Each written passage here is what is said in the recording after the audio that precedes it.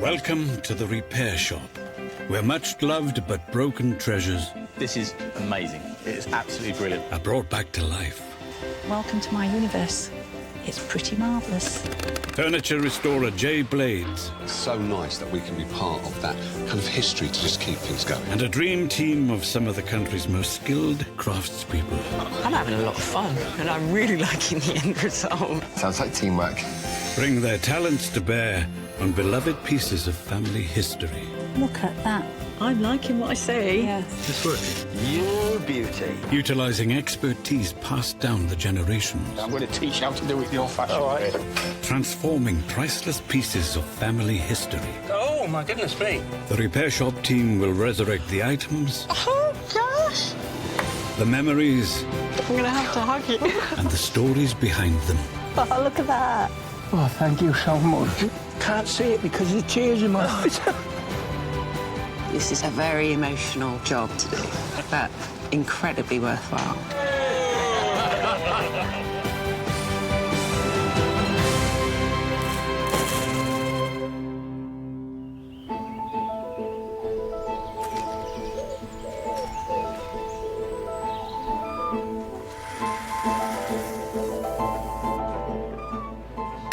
In the repair shop today, It's like a whodunit, and I'm going to find the culprit, the smoking gun. Amanda and Julie grapple with a giant, I think this is probably the biggest bear that we've ever worked on. while Steve comes to the rescue of a rather special clock, and in the nick of time. It is as bad as I thought it was. At any point, this could have given way and it would have been catastrophic. But first into the repair shop today, widower Albert Thompson and his daughter Lynn. He's hoping the team can help restore a beloved item that holds dear memories for him. You must be Lynn. I am, yes. How are we doing, Albert? Hello. You all right? A bit out of breath. Oh, bless you. Well, take a seat. Thank you very much. You're more than welcome. What have you got here? A dilapidated radio. An old GEC. Yeah. Mark, if you don't mind joining me? Yes, of course. It's got quite a bit of history to it. Well, Mark's our expert on radios. Hello, Mark. Pleasure to meet you. Pleased to meet you as well. You mentioned it's got quite a bit of history. Tell me about it then, Albert. Well, when me and the wife, Eileen, first started courting, we'd been courting about a year. OK. And while I was downtown, we saw these. I think it was in Boots. They used to sell all sorts at that time of day. And it was up there, and it was £2.50. Me and the wife clubbed together, and we bought it. Right. And we used to take it all over with us, you know, in the car, and get out of the car, go up beach. When once we got on beach and this was going, everybody started to come towards us. Yeah. So this radio has been like the life of the party for a lot of people and also the family. It has. Used to go on holiday with us as well. Yeah. It's had a good life. It's had a good life. It's had a brilliant life. And it's lasted for years and years, and in I think it was 1985, it just stopped. And I couldn't get it to go. And a nephew of mine, he fiddles about with electrics and that, and he got it going. Right. Those on there, my nephew, they're off of toothbrushes. No. They are. Yeah. Really? Those are 3 toothbrushes. and that's what he did to get it going. Apart from that, it's as it is. Right. I mean, that's the original on there. Yeah. You can tell the amount of use, the fact the handle's always the first things to go. Yeah. Right, yeah. Right. I used to have it in the greenhouse with me. And 2 years ago, it stopped. And it was 2 years to the day when Eileen passed away. She was an absolute ace. And I really do miss her. It's all right. And it's never gone since. So it's very precious to you, isn't it? It is. Yeah. And I just wondered if you could do anything with it and get it repaired, so that I can get it back in the greenhouse. We'll get this sorted for you. Thank you Albert, very much. thank you for bringing this in. All right? Yeah. Means Thank so you. much to me and my family. Yeah? Really does. Yeah. You will Pleasure to meet you. You will look after it, won't you? Of course I would. Don't worry. Thank you. You take care now, Albert. Bye-bye now. Bye-bye, Lynn. The radio, to me, it means a lot. It was 1950s when we bought it, so Yeah, it's been with us a long, long time. And I just don't want to get rid of it. I want it to be working again. Now, that's a story. It's one heck of a big story. It's something which makes you sort of feel that you really want to get it working again. Yeah. I would love it to get repaired, cosmetically, a sympathetic clean. So probably get Steve on these bits. Yeah. Everybody's going to be on this one. So it's over to you to get that working. Thank you very much.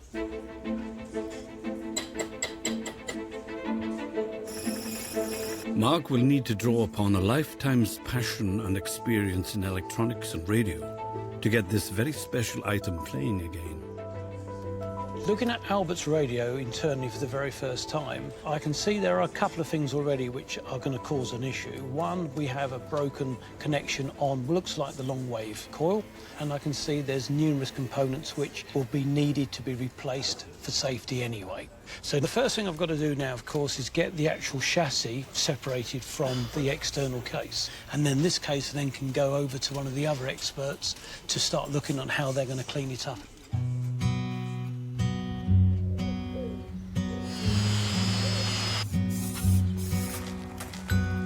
A mystery item is on its way to the repair shop. Stefan Ward and his 10-year-old daughter Jessica have brought another member of the family who has seen better days. Hello. Hello. Hello. Pleased to meet you. Julie. Welcome to the repair shop. Julie Tatchell and Amanda Middleditch are the resident bear repair pair. Big Ted. Oh, he doesn't look very big, does he? Doesn't at the moment. He's looking a bit sad and sorry and needs some tender, loving care, I think. Oh, my goodness. Oh. All right, let's go. He's obviously empty. He's empty and he's been in this bag for about 15 years. Oh, my goodness. In the garage. Oh, yeah. So he is Big Ted. Yeah, absolutely. Fantastic. And we don't know what type he is. And Okay. he was bought by my father in 1963 for my mum. Bought with a pay packet. I think it was £12 he cost. So what possessed your dad to... Well, I think my mum was 17 at the time, so they Right. just started going out with each other. So I think Young it was love. a young love, grandiose gesture, great big teddy bear. How did he get him home? I have no idea. Oh, you'll have to ask On the him. bus, probably. Imagine walking up the pathway to see her with this huge Absolutely, teddy. absolutely. I used to sit on his lap and read books when I was a young boy. You used to sit... So I would read, and or my mum and dad would read to me when I was sitting on his lap. And then when my mum and dad moved up to the far north of Scotland, he came with us. And then he was about to be thrown out, so I emptied him out, put him in the bin bag. I was going to And say, always how said, did he yeah. come to be empty and Well, it inside was easier out, to but- transport that way. And I moved, and then when I got married, and Jessica came along 10 years ago, I always said, we must get him repaired. Wow, so you've never actually seen him as a sort of stuffed, fluffy bear? No. So you've never given him a cuddle? No. What you might notice, and this is how we know who he's made by, is he's all one. He hasn't got separate ears. And he was made by a company called Wendy Boston. And Wendy Boston designed and made a bear that could be put through the mangle and then could be pegged on the washing line by its ears. And they wouldn't fall off? So if yeah. we can manage to get him back to how he was, or as close to as we can, what's his future? He'll be Jessica's. Have you got many? Too many sometimes. You can never have too many. Do you know what? I say that all the say. time. Yeah, we're going to need a bigger car. I think maybe. Yeah. OK, thank you very much. Thank you for nice to bringing meet him you. to us. Thank you. Bye. Bye. Bye. He's been in that bag for probably about 15 years. I was just looking forward to seeing him brought back to life and in a condition that we can use him again. It's going to be fun to see him back to full health and fully stuffed, isn't it, Jess? Yes.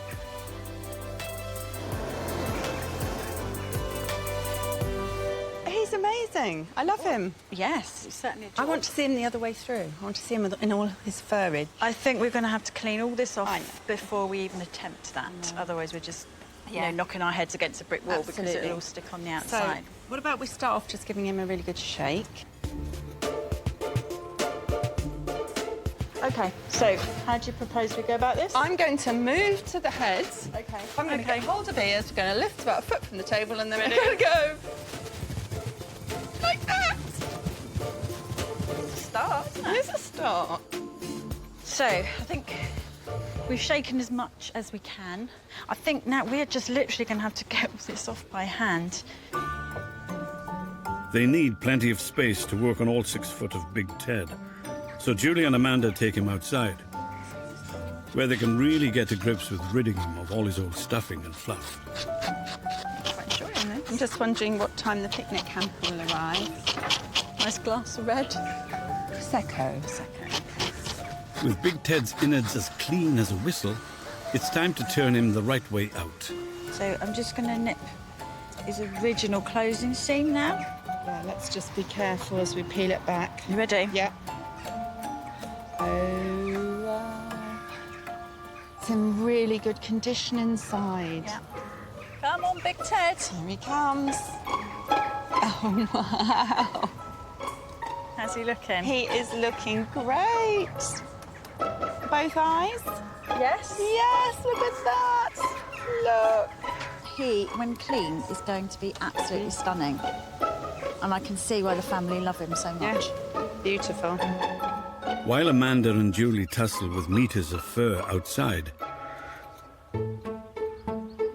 inside, radio expert Mark has been meticulously deconstructing and testing the transistor's components. So how are we doing, Mark? Yeah, fine. I've now taken this apart. I've got to remove some of the components. These, we call them capacitors, and there's about a dozen or so I'm going to have to replace. And effectively, I'm changing them for little ones like this. All right, cool. So what's this one going to do? Where's that going? That one's actually going to be going into here. I've scraped back already, so I've identified its value. This says, if you can see it on there, 0.1 microfarad. OK. And 0.1 microfarad, to confuse you, is 100,000 puff. No, it's not. Yeah. Seriously, 100,000 puff. It's 100,000 puff, and that's 100,000 puff. What is a puff? It's a fraction, and this is going to be of a farad. It's a fraction of a farad. Come on, you're just winding me up, aren't you? So what does 100,000 puff do? In essence, it's a value which has been calculated to allow certain signals which you do not want to have at that part of the circuit. Well, that made perfect sense to me. You're going to change it, basically? Yes. OK. So you've got a bit of work to do, then? I've got a fair amount of work to do. Well, let me get that case off you. OK, thank you. Get started on there that. we go. Thank you. Enjoy that. I will do. But, yeah, carry on with your 100,000 puff. Yeah. The capacitors enable the radio to tune into particular frequencies. But Mark suspects there's more to this repair than simply replacing them. Now, one weak point of a radio of this type of design is, in fact, the local oscillator. And the local oscillator is, in essence, the heart of the radio. And my gut feeling is that that's where my fault's going to be. So the next thing then really is to use an oscilloscope. And that's something similar which you may have seen, say, in the hospital, which can monitor a heart, which will then hopefully show me a waveform. And there is absolutely nothing. The oscillator is not functioning. While Mark continues getting his waveforms in a twist, trying to diagnose the faulty radio, gear and cog genius Steve Fletcher has delved into his store of bits and bobs. He wants me to make a new tuning knob, and I've found lots of components, a lid off a pot, various brass bits, this lamp stand that I'm going to turn the outside off.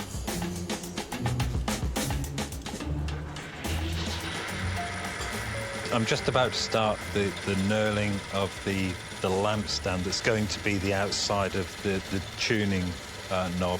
And knurling is basically putting a texture on a piece of metal or anything, actually, just to give it some grip.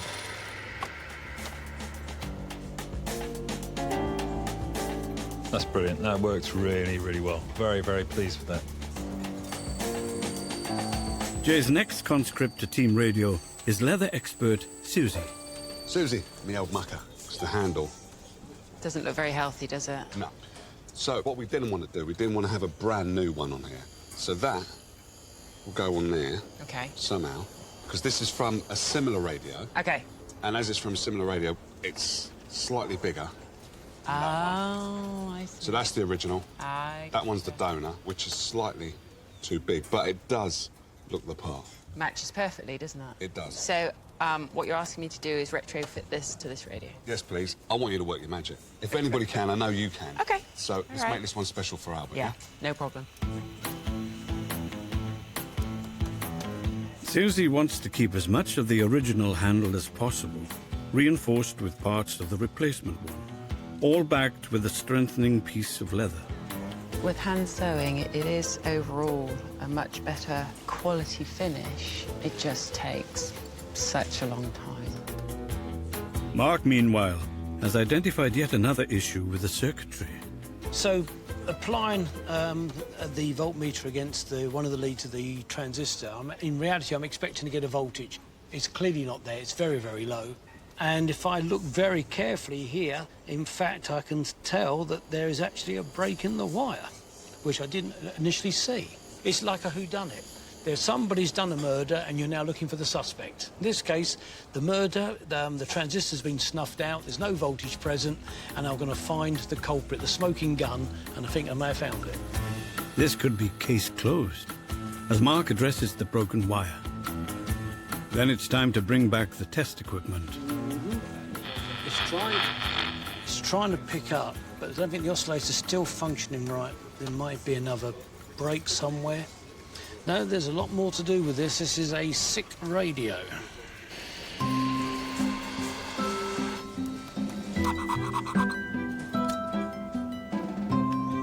Next into the repair shop are Nigel and Viv Burch, bringing with them a fragile piece of family history. Hello, how are we doing? Hi, Jay. How are you? I'm Viv. All right, Viv? Yes. And Nigel. All right, Nigel, I'm Very Jay. nice to meet you. So what have we got here then? We've got an old skeleton clock. A skeleton clock. Hold on a minute then. Steve, got a clock over here, mate. Okay. Hello, I'm Steve. Hello, Steve. Nice to meet you. Hello. Steve is the resident clockmaker, well-versed in anything that ticks. Oh, my word. Now, that does look nice. And that would sit over the top.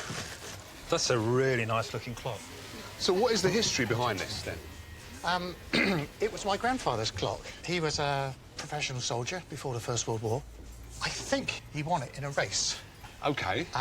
He was wounded in the latter half of the First World War. He got a shell splinter in his shoulder. Ooh.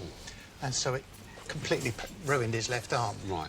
And after the war, he took up athletics, or running, OK. to just help with his health, generally. Yeah. And I understand this was a prizey one. Wow, that's a nice prize, though, isn't it? When he died, it got passed on to my father, and he had it for years. I remember seeing it in his front room, ticking away merrily on high days and holidays. Oh, bless. I used to wind it every Sunday, and subsequently on his death, it's come down to me. So when is the last time you saw this working, then? 15 years ago, 20 years ago. It's never worked in our house. It sat on my shelf in the dining room, and we just look at it. Well, it's a nice thing to look at, and I think that, correct me if I'm wrong, Steve, but it's called a skeleton clock because it has no body. Is That's that correct, yes. Yeah? That's right. And you've got the original That's dome. the original which, dome, which is yes. fantastic. Most of these get broken. I'm not even trusted to dust Are that. you not? No. You rarely get an original one, so it's nice to see that. If we can get it working, it is my intention to pass it on to my son. Brilliant. Who's, coincidentally, suffered almost the same injury as my grandfather did. No. He's only 30 now, and 3 years ago, he was involved in a horrible motorbike accident, and he's lost the use of his left arm. Oh, my word. So having this handed down to him, what's that going to mean to him and you? Well, I'm hoping it will be a big inspiration for him, and he's hoping to compete in the Paralympics in Tokyo in 2020. Really? All right. That's his challenge, that's his target. So is it fair to say that he's got a fighting spirit from his grandfather? Oh, I would think so. Or great-grandfather, isn't it? Great-grandfather, yes. Great-grandfather. Yes. I can see how much it means to you, and will mean to him as well. Yes. Yeah. So you're going to hand this down to him, and it'll be on his mantelpiece. That's exactly next to his gold medal. That's the idea. Listen, thank you Thank for you. bringing it in. It's a pleasure. Thank you so much. Thank you. Bye-bye now. Bye-bye. It's a sort of a sign of my grandfather's courage in adversity, almost. And now that my son is in a similar sort of position, it's going to be really nice to be able to pass that on down to him and give him some sort of inspiration as well. This is quite a nice skeleton clock. It's been well finished. there's masses of wear. All right, I'm just going to lay it on its back, and I can take the main plate off. This is where we find out where all the trouble is. All right, put that to one side. This is the one thing that I've been looking at. Oh, it is as bad as I thought it was. This pivot here has worn down to almost nothing. That means that at any point, if someone had carried on using the clock, this could have given way and that it would have been catastrophic. It does actually mean that I've got to set to and repivot that, which is, it can be quite a tricky job. The other thing that I've noticed is that some of the teeth on this wheel here, this first wheel, there's a whole section of teeth that are bent over. Oh, dear. So, there's an awful lot of work involved in this, and, yeah, got my work cut out on this one.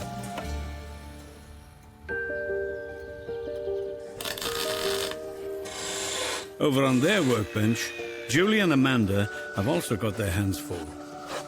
They've cleaned up 55-year-old Big Ted, but before they can begin the many repairs, they must first remove his eyes, which were rather special for their time. So this company were the first company that actually patented safety lock-in eyes to make them safer for children. Up until then, they were glass and on wire. They're in two parts, so you can see the actual screw part is the pupil of the eye. Quite ingenious, really, at the time, wasn't it? Yeah. The company are historic, I think, in their own right for actually pioneering this.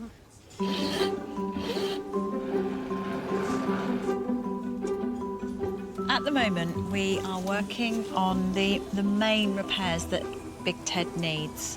I've come across some holes in Big Ted's fabric, and for this one, I'm going to have to actually patch it. Hopefully, he's got enough fluff still on him that when we groom him through, that little bare bit won't show. Bare bit.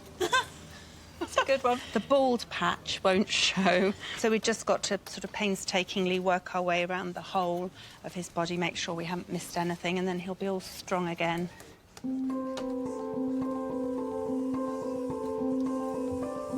I think this is probably the biggest bear that we've ever worked on. Jay, meanwhile, has a delivery for the next stage of the process. How we doing, ladies? Oh, thanks, Jay. Now this, it's 20 kilos of stuffing. Yep. And it's heavy. We don't think this is going to be enough. I think we need to get another one. Yeah, we may order another 20 kilos? 10, I think. Another 10. That is under pressure in there. So once this is open, all of the stuffing just starts to come You out. want to open it, don't you? I do want to open it, but I'm a bit worried about it. It's not going to explode or anything. It's not like She a said tank that in the with a box. smile. I don't trust you. It is our favourite bit when we get a new bale, yes. It's just going to grow now, isn't it? All right. So this is a polyester filling. Okay. It's clean, it's hygienic, it's safe stuffing, and it's the most appropriate thing nowadays to put back inside Big Ted. So this has expanded. Can you still see, As you Amanda? said, I can still see you. But you still want me to order another 10 kilos? so. Yeah, let's be on the safe side. All right, I'll get ordering. All right, thanks, Jay. The final repairs are finessed. Then it's time to get all 6 foot of Big Ted back to his cuddly self. It's a mammoth task we've got here. No. We've been looking forward to doing this, though. OK, I'm taking my bracelet off because I don't want to lose it in Ted's leg. No.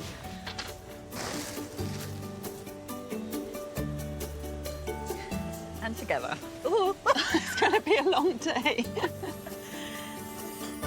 I'm just going to go in with my stuffing stick and really firm it up and make sure we've got it into all the corners. We go in with this and twist like this, and it gets tighter and tighter and tighter until it's nice and firm and it won't lose its shape. With the stuffing starting to fill out Big Ted's nooks and crannies, it's time to pop his eyes back on. The eyes are actually quite small for such a big Ted. It's like putting on the fiddliest pair of earrings in the dark. Yes. Have a feel and see what you think. Perfect. Well done. OK.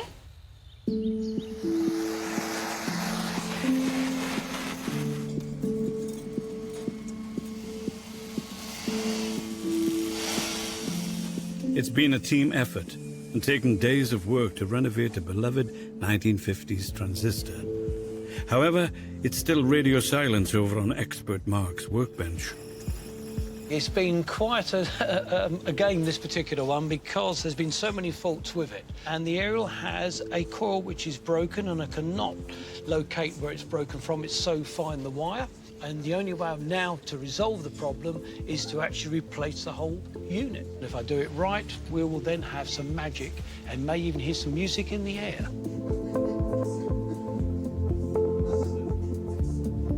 Having swapped out the broken aerial for a donor unit, Mark reconnects and solders the wires. This actually looks very encouraging. We've now got what we call a sinusoidal waveform. That is one which is repetitive, goes up and down, and that is working well. Looking at it, I can tell straight away it's operating in the long wave bandwidth. We have a switch on the radio for medium wave. Yeah, look at that. We've actually have got both functioning. So that now tells me we've got a good chance of getting this old lady back into operation again.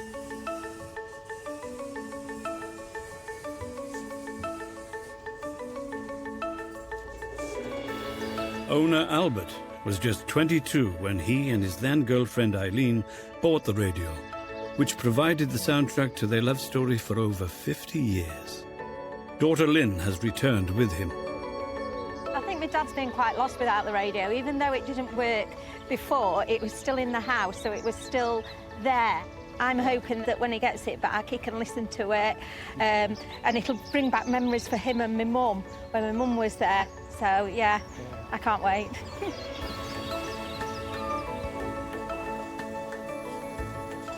We meet again, how we doing? Hello, Jack. Hi. Hello, mate. How you doing? Oh, all the better for seeing you, mate. Oh, bless you. Really am. Take a seat. Nice to see you. Thank you. Pleasure to meet you again. So, tell me, what was the radio like when you brought it in? I couldn't get it to go. It was just stood there for 2 years, and hopefully...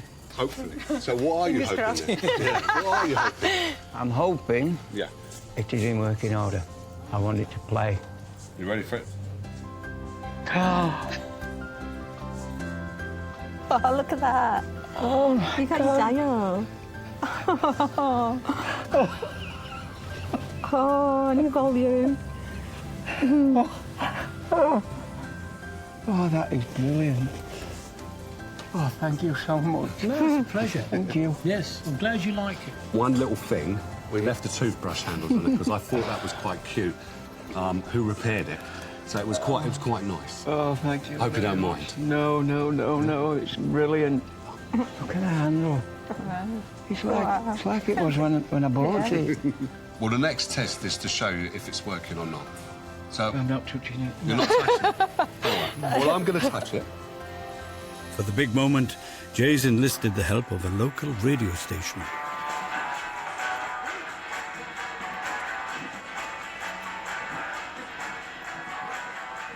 That is brilliant. That good? Oh, thank you, guys. Pleasure. Oh, I don't know what to say. Don't have to say anything. You've said everything by the way you are. This is absolutely superb. I never thought this would be going again. Never. Mum would be saying now as well, right, you can get your greenhouse done. Sure. That's it. No excuse. Yeah, exactly, that's what she'd say. She was yeah. a slave driver, there's no doubt about that, but she was a brilliant lady. Brilliant. Come here, sir. It's been a pleasure. Nice to see you. All right. Thank you. Cheers.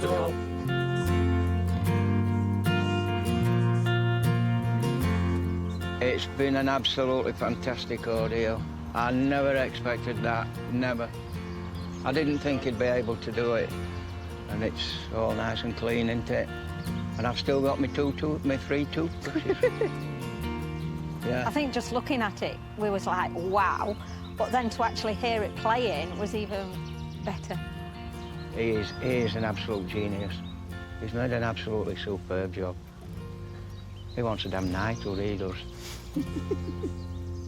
I'm still shaking now. I am absolutely over the moon with it.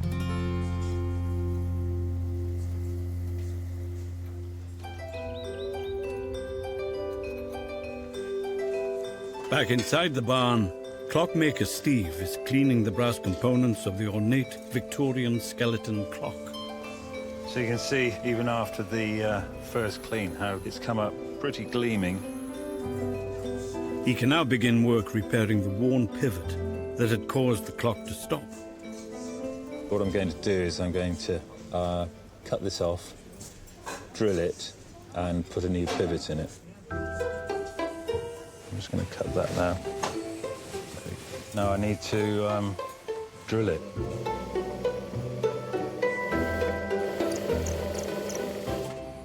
There we go. Nice, new, fresh pivot.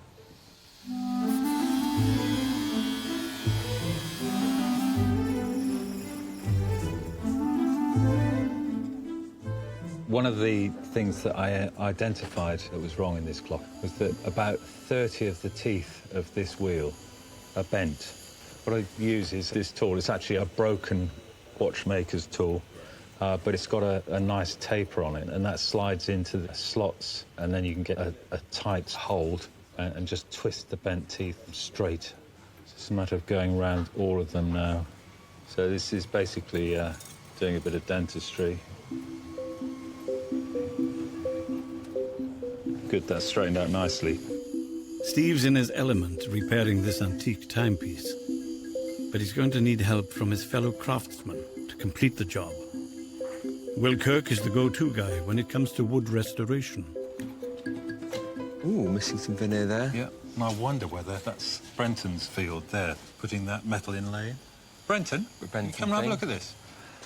Could you help by filling in that inlay there? So this metal. Yeah, I can pierce you a new one of those. So if I make that, fit that, and then you can stick it in. Glue it in when you've done your veneer. Yeah? Sounds like teamwork. That's quite a complicated design. So what I've done, I photocopied it, and I'm going to stick it onto a piece of brass, and then I'm going to saw around all of those little edges. Silversmith Brenton West gets to work carving out the perfect inlay, while Will puts his antique furniture expertise to good use on the rosewood base. What I'm doing here is I'm trying to match the grain of the wood, not necessarily the colour. It's easier for me to match a new piece of lighter veneer to a darker area, because then I can sort of darken the colour down in order to match it in. Will glues down the replacement veneer and secures it in place while it dries. I can be quite liberal with this because I'm going to sound the entire thing over.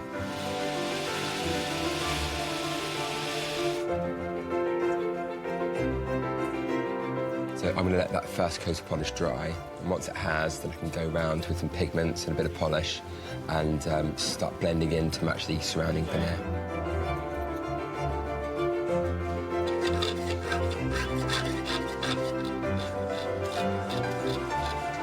OK, Will, I've sawn the photocopy out. Great job. OK.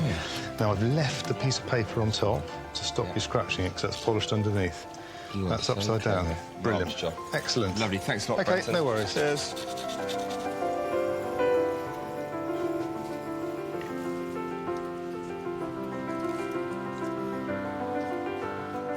How are we doing, Steve? Yeah, all right. You have done a brilliant job here. It does have a dome that goes on top of it. Yeah. That's supposed to be cleaned as well. I'm going to help you. All right, thank you, sir. That's kind.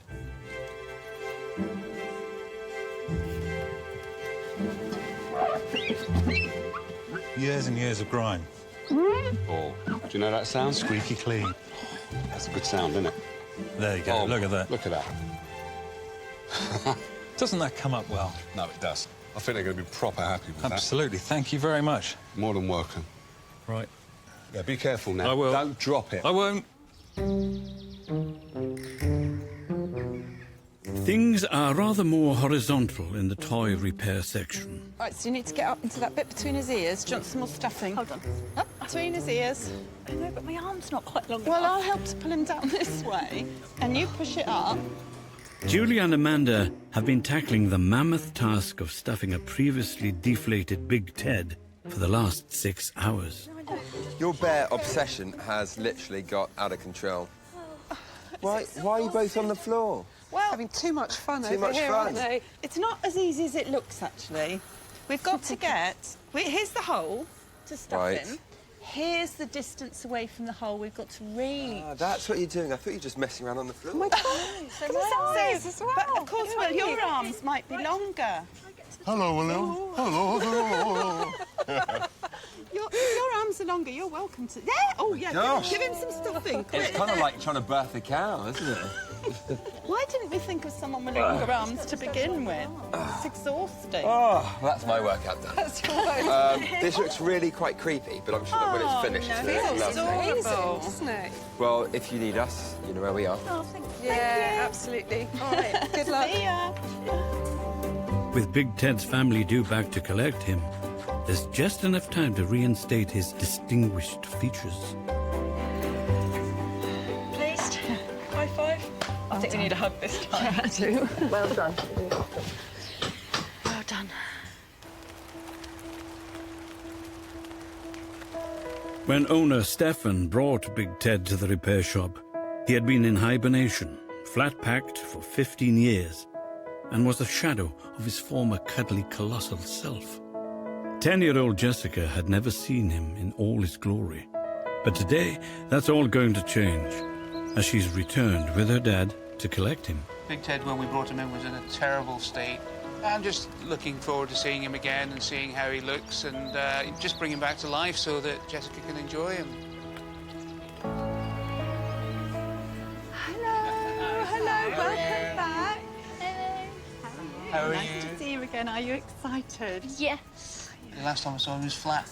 Yes, in a bin bag. In a bin bag, yeah. I think we should just let them see, don't you? Yeah, yeah, we won't make you suffer. 1, 2, 3. Oh, wow! That's amazing. What do you think? I can't even talk. Hello, mate. How you doing? Oh, you're brilliant. Wonderful. Absolutely wonderful. Oh, you're so soft. Thank you. Oh, I love you. I love him. I thought you might. I think you'll be cuddling him tonight, won't you? Yeah, No, it's definitely. wonderful. Wonderful. He looks in great condition. You happy? Yeah, definitely very, very happy. I never thought I'd see him again. No, it's brilliant. Thank you. You're very welcome. We've enjoyed doing him. Shall we take him home then? Yeah. I haven't seen him for so long, so just actually seeing him for that first time just blew me away. I was speechless. And he looked absolutely brand new. Are we ready? I'm going to keep him forever and ever and ever and ever and ever and ever and ever.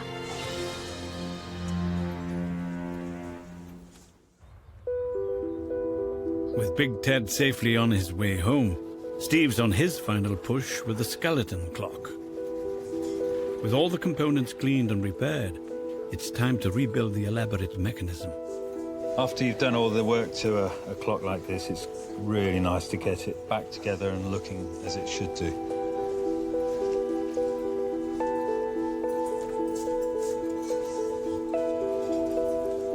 Just make sure all the wheels turn. Good. I'm going to pop the pendulum on. And all being well, it will tick away merrily. There, beautiful. With the final pieces in place, all that's left is for Steve to reveal his work to owners Nigel and Viv. With them is their son, Peter, who's taken a break from his Paralympic training to accompany his parents. You can see how much it means to him. It's a very emotional piece of family history. I remember listening to the clock in my grandfather's front room. It had a very even, deep tone to it. I think just listening to it and hearing it again will bring back an awful lot of memories. Hello.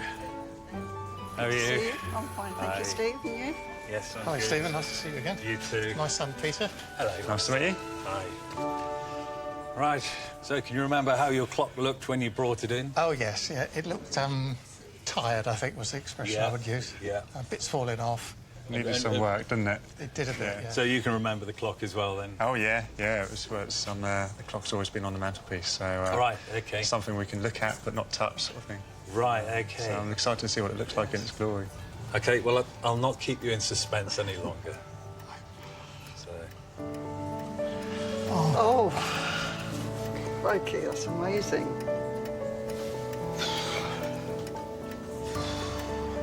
Oh.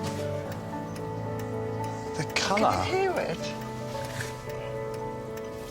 Oh, what a job you've done.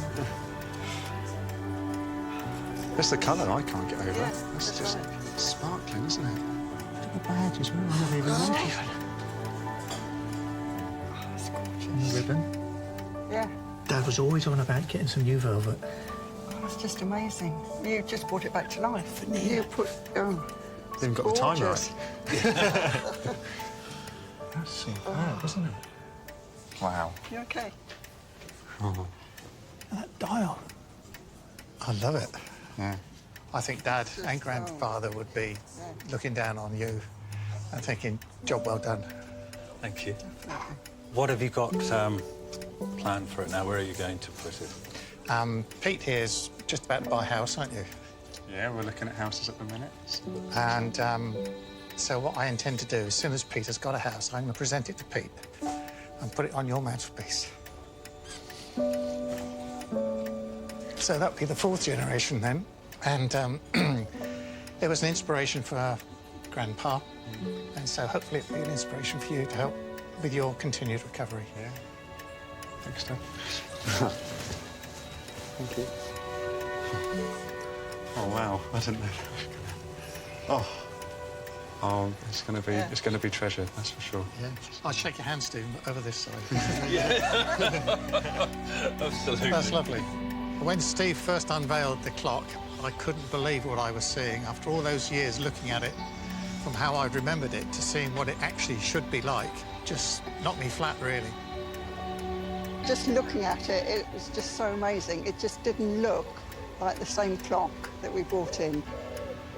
Well, it was symbolic for my great-granddad's recovery. He went on to do good things in athletics, and it's massively going to spur me on to doing good things as well. And with a new house that we're shortly going to be moving into, and it's going to take centre stage, that's for sure.